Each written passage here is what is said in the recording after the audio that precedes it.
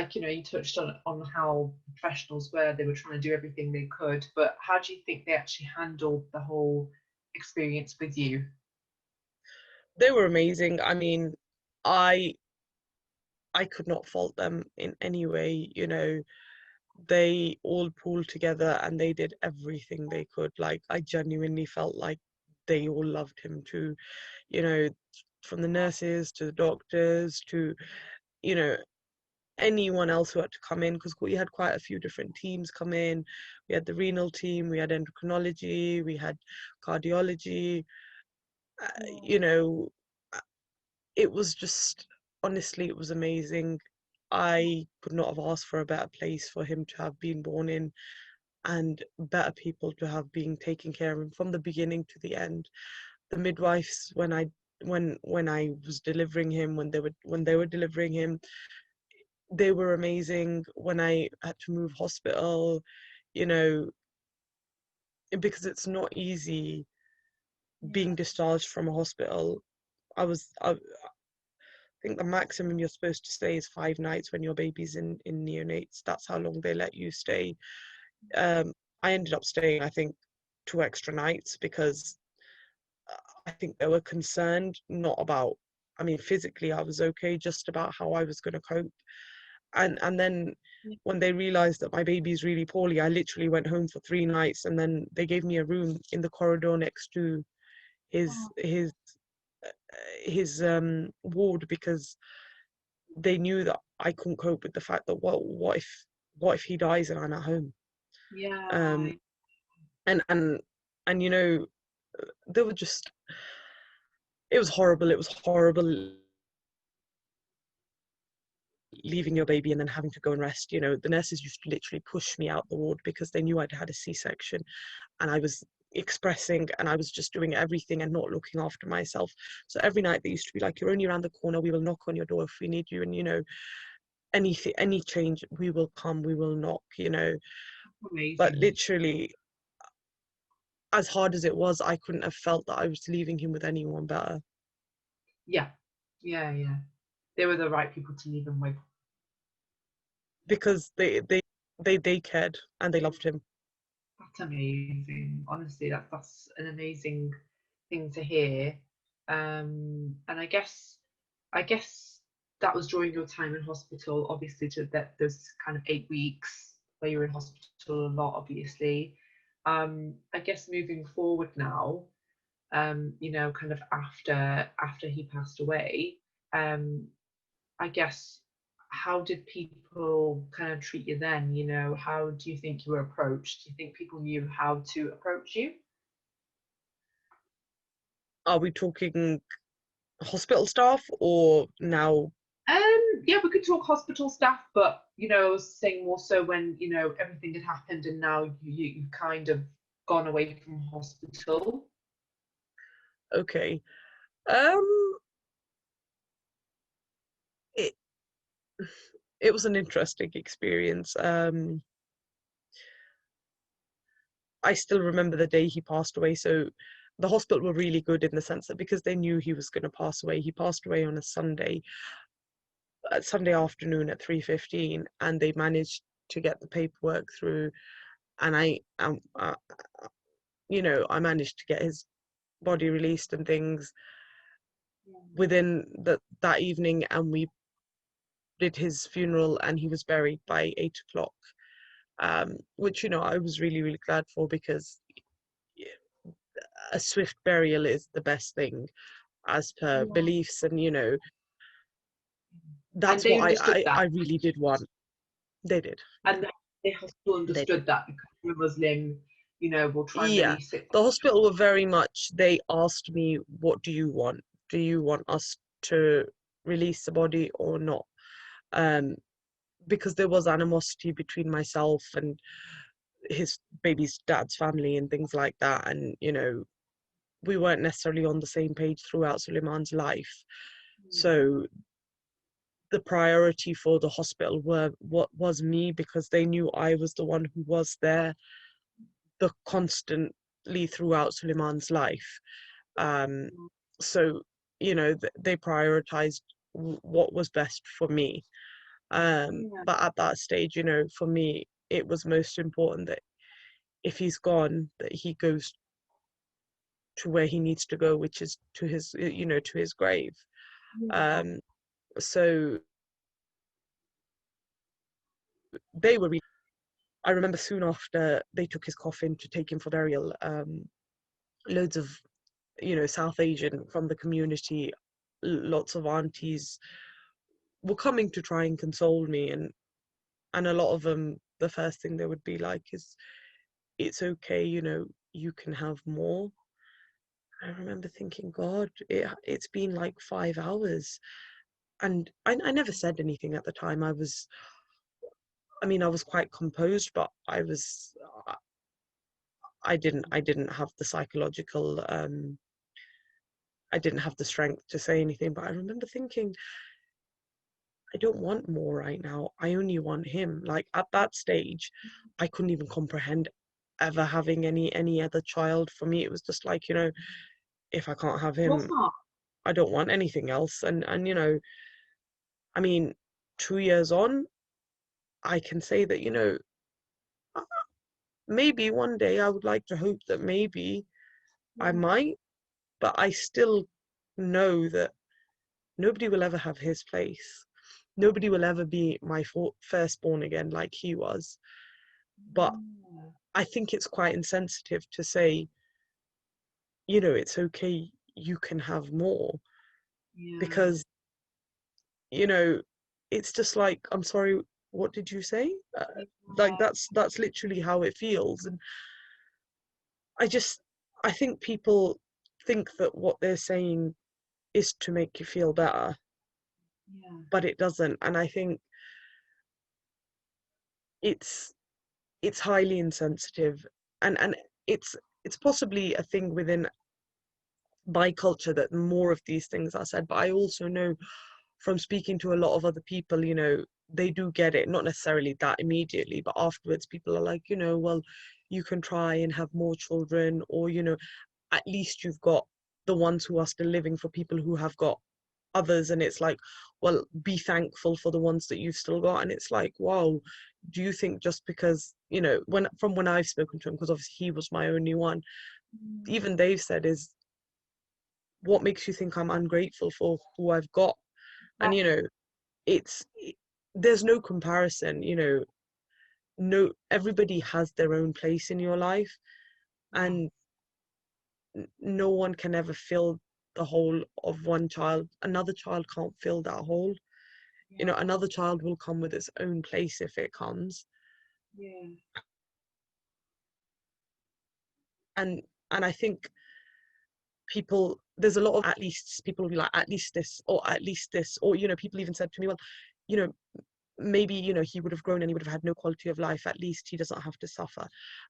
At least, you know, you don't have the risk of maybe having a really disabled child to raise, you know. And I think, I don't know what he would have been like, because I managed to find a community of children and mums who have this condition, and those who have survived, they are living quite normal lives.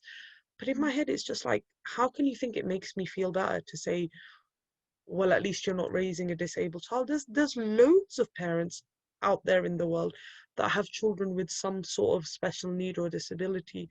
That doesn't make that Mm. child any less loved, or, Yeah. you know, a burden upon the parents. They have to parent that child differently, but that doesn't mean that they suddenly are, you know,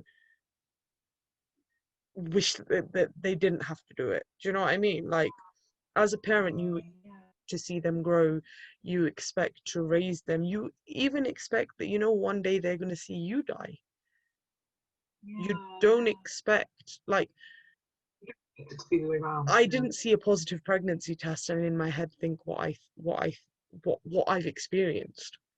No, You I know, don't. I People saw a would. positive pregnancy test and I dreamed dreams, you know, to Mm. like, okay, you know, if I have a girl, then, you know, this. And then, you know, I remember my sister was pregnant at the same time, and my niece is actually 3 months. She was supposed to be 5 months older than him, but she's 3 months older than what he was.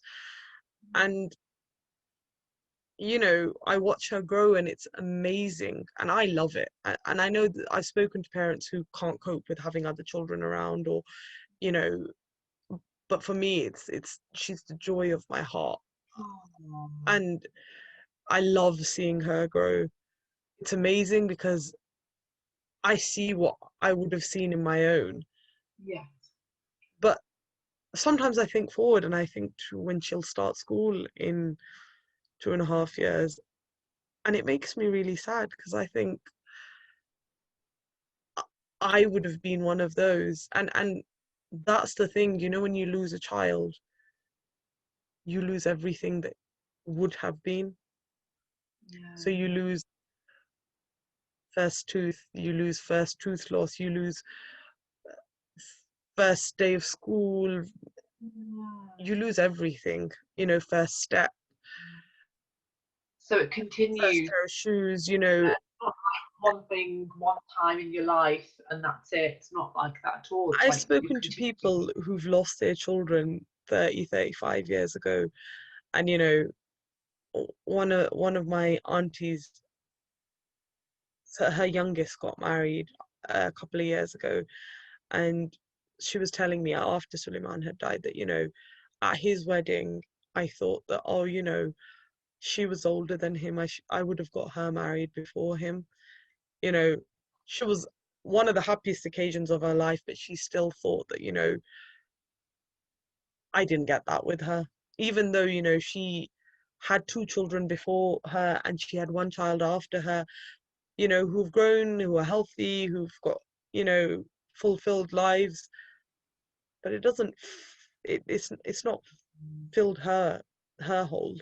And she says to me, and, you know, I've met so many people who are further on along the grief journey who say to me that it doesn't ever get better.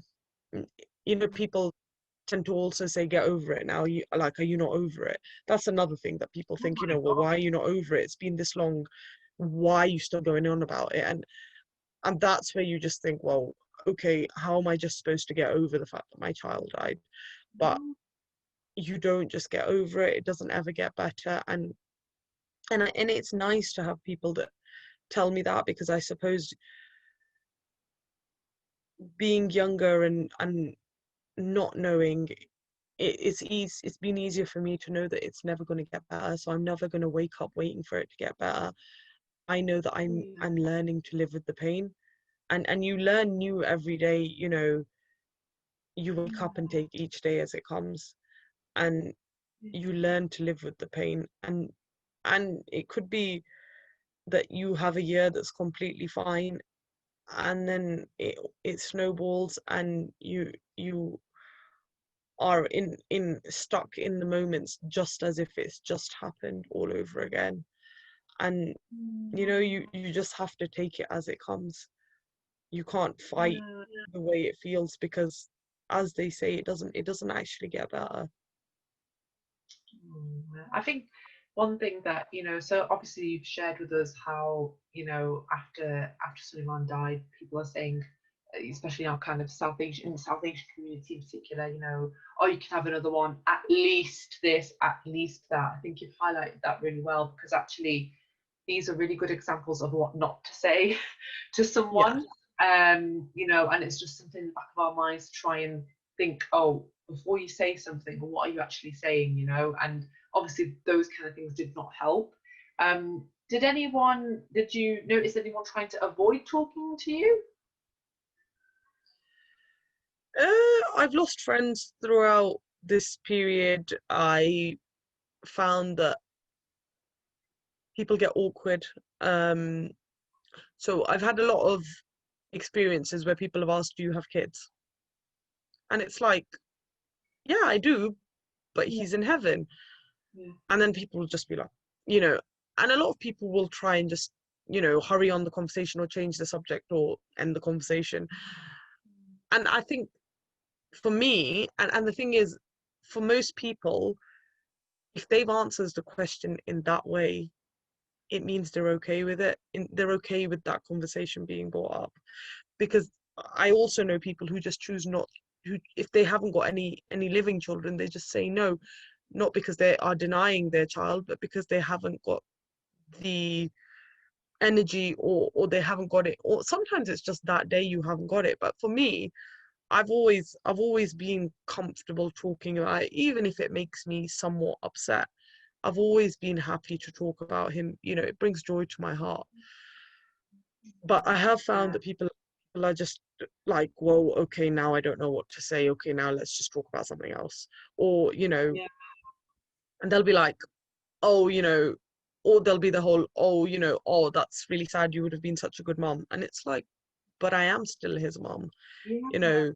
Um, so people avoid, especially, I mean, people aren't great with loss and grief anyway, but when it comes to child loss and pregnancy loss, people just people pretend like it didn't happen, and you didn't say that, and that child didn't exist. And I think that's the biggest insult to Yeah. parents who parent children who are now in heaven, because it's like, y- your Yeah. child is real because you can see him or her and touch him or her, but mine isn't, because I can't. And that's exactly how it Yeah. feels, because it's like, I didn't realize that mine wasn't important because he's not here.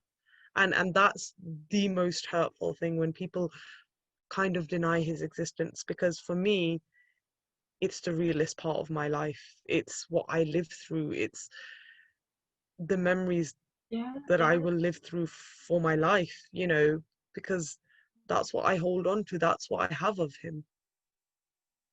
Yeah. I think that is something that doesn't acknowledge that, and that it's such a big thing. Sorry, you I started think cutting out. again, the fact that if someone doesn't acknowledge what's happened or acknowledge that you have a son, that I can imagine that must be quite, I just can't imagine really how that feels actually. And how people will harass them and then just because it's easier sometimes just to not have the awkward conversation. It's quite a shame, really. That's a shame, and that's another thing we need to just, I guess, talk about, because actually, all these things, all these points you're addressing are really important in being able to, approach someone who has lost their child, and I think all these things are these examples of what not to say is actually very helpful. Um, is there anything that did help you that anyone said, or what did help you during that time? As I said, I had a bit of a rough ride. I got divorced very, very soon after Sulaymaan passed away, so I had a bit of a double tragedy. And I was very, very, very lost and very alone. I went from living in one city to also my child being buried in that city to having to move to a new city, uh, being far away from his grave, but then also not being in the marriage that I thought I was in, not having the support of my child's father because we're no longer together. Then, there was so many new things in my head. And I think biggest thing is that I had a handful of friends, and my two sisters, and my parents and my brother, they listened. And I think the most important is they held me when I cried, because nobody can make it better. Even today, nobody can say or do anything really that actually makes it better, because it's never going to be better, because nobody can actually get him and put him back in my arms. And ultimately, that would be the only thing that would cure the heart. The hole in the heart is in the shape of him. The only thing that can cure it is him. And that's not something that can happen. But, I've spent 2 years, and to this day, I can repeat his story probably from start to end with so much detail. And I've got friends and family, and my family, and they've all heard it. They've all heard it. umpteen times, you know. But you know, there'll be days where I won't necessarily mention anything to anyone about him. Doesn't mean he doesn't cross my mind, but I won't. And there'll be days where I will speak to someone and that is all I'll go on about. And the thing is, I know people have heard it, but you know, I don't get tired of saying it. And the nice thing is that, you know, these people who care, who love me and who love him as well, they're there and they listen. Yeah. And that's the most important thing, that, you know, they let me go through the motions that I needed to go through, but they just listened, because sometimes nothing can be said and sometimes it's better not to say something, because that's when the at least end up coming out, Mm. because you're trying your best. You know, they don't always come from a bad place. They come from a place of someone trying to console someone. But sometimes it's just better. Like for my sisters, sometimes I'd say I miss him, I'd be upset, I'd be crying. The only thing they would say is, I miss him too, because they did, and it was very real, and it was comforting to know that. But they knew they couldn't make it better, and that's the reality of it, that nobody can ultimately make it better, but you can always be Yeah. there for someone. Like, I remember having a conversation with one of my friends where I said that, you know, people people forget how to empathize, and she said to me that she read something about, you know, someone being stuck at the bottom of a really deep hole, and empathy was you actually climbing into that hole and sitting next to him, not just shouting from above that, you know, you're all right in there, you know, Mm. because sometimes empathy is just sitting with them and trying your best to feel where they are and where they're at. You're never going to 100% be able to get that, but what better way to understand it than to actually listen to them? Okay, so listening, just having the listening, you know, just someone there to hear you out and let you feel what you're feeling helped you. And I think asking as well is probably important, asking what that person needs. Like, I know people were very careful, and there was people who were closest to me who would ask, is this appropriate? Do you feel comfortable with this? If not, won't happen. You know, I had people who had baby showers really soon after. I had people who had pregnancy announcements, and the people closest to me would check, is it okay? Are you okay with that? And, you know, for me, I was. I loved hearing about it. I loved hearing my closest and dearest news and things like that, and being part of them. But I also know mums who still can't, who are maybe a year, 2 years, who can't cope with it. They're just like, I'm not. I'm not envious. I just can't. I can't bear it. It Yeah. brings too much back. So, you know, it's important. It's important to know what's right for that person, because just because it's okay for me, it may not be okay for another mum or even dad, actually, you know. So it's important that people who they trust and who they will, you know, say what their heart feels to, does check with them that, you know, is this okay, are you okay with this? Because you don't know, you never know where they're at, and you never know what kind of a day it is, because like I said, you know, even 2 years and almost 2 months into it, I'm still, I still wake up and take the day as it comes. And sometimes I just have Yeah. to accept that, you know what, it's a bad day today. Yeah. Yeah. Um, and I might take certain things very differently on a bad day than I would on a good day. Yeah. Yeah. Um, and they're all things that people do need to be conscious of, because it's very much a roller coaster. Oh my gosh. If you've been affected by any of the issues that we've discussed, there is help out there. There are resources and some websites that we've got linked down in the description box below. Thank you.